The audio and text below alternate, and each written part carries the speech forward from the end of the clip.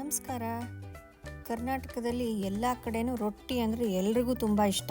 ಉತ್ತರ ಕರ್ನಾಟಕದಲ್ಲೆಲ್ಲ ಜೋಳದ ರೊಟ್ಟಿ ಇಷ್ಟ ಆದರೆ ಕರ್ನಾಟಕದ ದಕ್ಷಿಣ ಭಾಗದಲ್ಲಿ ಮೈಸೂರು, ಬೆಂಗಳೂರು, ತುಮಕೂರು, ಕೋಲಾರ ಆ ಕಡೆ ಎಲ್ಲರಿಗೂ ಅಕ್ಕಿ ರೊಟ್ಟಿ ಅಂದರೆ ತುಂಬ ಇಷ್ಟ.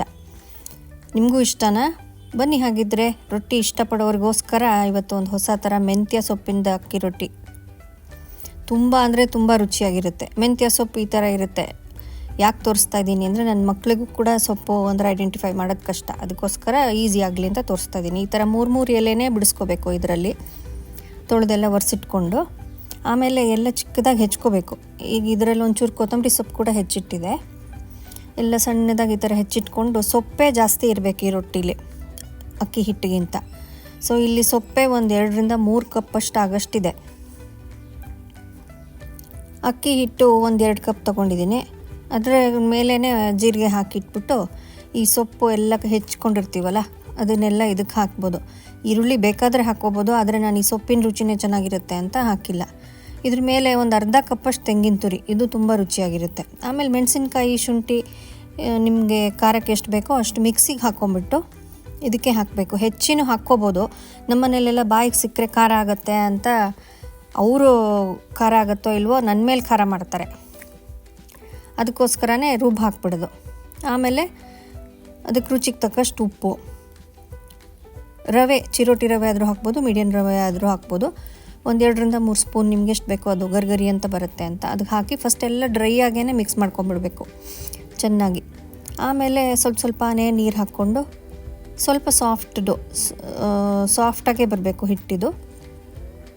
ಸ್ವಲ್ಪ ಎಣ್ಣೆ ಹಾಕ್ಕೊಂಡ್ರೆ ಚೆನ್ನಾಗಾಗುತ್ತೆ. 1ರಿಂದ 2 ಸ್ಪೂನು ಹಾಕಿ ಚೆನ್ನಾಗಿ ಸ್ವಲ್ಪ ನಾದ್ಬಿಟ್ಟು ಉಂಡೆ ಮಾಡಿ ಒಂದು 5 ನಿಮಿಷ ಮುಚ್ಚಿಟ್ಬಿಡಬೇಕು. ಅಷ್ಟರಲ್ಲಿ ಬಾಣಲಿ ರೆಡಿ ಮಾಡ್ಕೋಬೇಕು. ಈಗ ಎಲ್ಲ ಹೊಸದಾಗಿ ಮತ್ತೆ iron, cost iron, sheet metal iron ಅಂತ ಬರ್ತಾಯಿದೆ. ಮೊದಲಿಂದನೂ ನಮ್ಮ ಮನೆಗಳಲ್ಲೆಲ್ಲ ಕಬ್ಬಿಣದ ಬಾಣಲೆ, ಕಬ್ಬಿಣದ ತವಾನೇ ಯೂಸ್ ಮಾಡೋದು. ಇದು ರೊಟ್ಟಿಗೆ ಅಂತಲೇ ಒಂದು 2-3 ಬಾಣಲೆ ಇಟ್ಕೊಂಡಿರ್ತೀವಿ. ಅದು ಎಣ್ಣೆ ಹಚ್ಚಿಬಿಟ್ಟು ಒಂದು ಸಣ್ಣ ಉಂಡೆ ತೊಗೊಂಡು ಮಧ್ಯದಿಂದ ಸುತ್ತಲೂ ತಟ್ಕೊಂಡು ಹೋಗಬೇಕು. ನನ್ನ ಮಗಳು ಫ್ರೆಂಡ್ ಕೇಳಿದ್ಲು ರೊಟ್ಟಿ ಹೆಂಗೆ ಮಾಡೋದು ತೋರಿಸಿ ಆಂಟಿ ಅಂತ, ಅದಕ್ಕೋಸ್ಕರ ಇದು ತೋರಿಸ್ತಾ ಇದ್ದೀನಿ. ಸುತ್ತಲೂ ನಿಧಾನಕ್ಕೆಲ್ಲ ತಟ್ಕೊಂಡು ಹೋಗಬೇಕು. ಬಾಣಲಿ ತಿರುಗಿಸ್ಕೊಂಡು ತಟ್ಬೋದು. ನಿಮಗೆ ತೆಳ್ಳಗೆ ಬೇಕಾದ್ರೆ ತೆಳ್ಳಗೆ ತಟ್ಕೋಬೋದು, ಸ್ವಲ್ಪ ದಪ್ಪ ಬೇಕಾದ್ರೆ ದಪ್ಪಕ್ಕೆ ತಟ್ಕೋಬೋದು.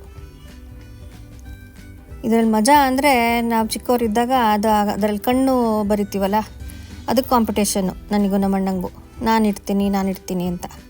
ಅದು ಯಾಕೆ ಅಂದರೆ ಒಂದು ಚೂರು ಎಣ್ಣೆ ಹಾಕಿದ್ರೆ ಕ್ರಿಸ್ಪಾಗಿ ಆಗುತ್ತೆ ಅಂತ. ಸ್ಟವ್ ಮೇಲೆ ಇಟ್ಬಿಟ್ಟು ಒಂದು ತಟ್ಟೆ ಮುಚ್ಚಿಟ್ರೆ ಚೆನ್ನಾಗಿ ಬೇಗ ಬೇಯುತ್ತೆ.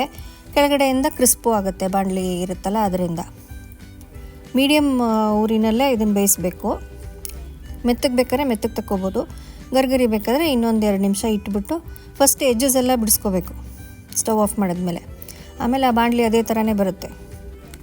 ನಾವು ಚಿಕ್ಕವರಾಗಿದ್ದಾಗ ಒಗ್ಗರಣೆ ಸೌಟಲ್ಲಿ ಕೂಡ ಪುಟ್ಟ ಬಾಣಲಿ ರೊಟ್ಟಿ ಅಂತ ಮಾಡಿಕೊಡ್ತಾಯಿದ್ರು.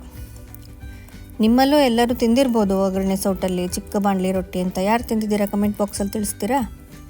ಇದಕ್ಕೆ ಉಪ್ಪಿನಕಾಯಿ, ಮೊಸರು, ಬೆಣ್ಣೆ ಯಾವುದ್ರ ಜೊತೆ ಬೇಕಾದ್ರೂ ತಿನ್ಬೋದು. ಲಂಚ್ ಬಾಕ್ಸಿಗೆ, ತಿಂಡಿಗೆ, ಊಟಕ್ಕೆ, ರಾತ್ರಿ ಫಲಾರಕ್ಕೆ ಯಾವುದಕ್ಕೆ ಬೇಕಾದ್ರೂ ಮಾಡ್ಕೋಬೋದು. ಆಮೇಲೆ ಯಥಾ ಪ್ರಕಾರ ವೆಯ್ಟ್ ಲಾಸ್ ಮಾಡೋರಿಗೆ, ಡಯಾಬಿಟಿಸ್ಗೆ ಎಲ್ಲ ತುಂಬ ಒಳ್ಳೆಯದು. ಏಕೆಂದರೆ ಶುಗರ್ ರಿಲೀಸು ನಿಧಾನಕ್ಕೆ ಮಾಡುತ್ತೆ ಮೆಂತ್ಯ ಸೊಪ್ಪು ಅಂತ. ಮಾಡ್ತೀರಲ್ವಾ? ಲೈಕ್, ಶೇರ್ ಮತ್ತು ಕಮೆಂಟ್ ಮಾಡೋದು ಮಾತ್ರ ಮರಿಬೇಡಿ. ಹೋಗಿ ಬರಲಾ? ಬಾಯ್.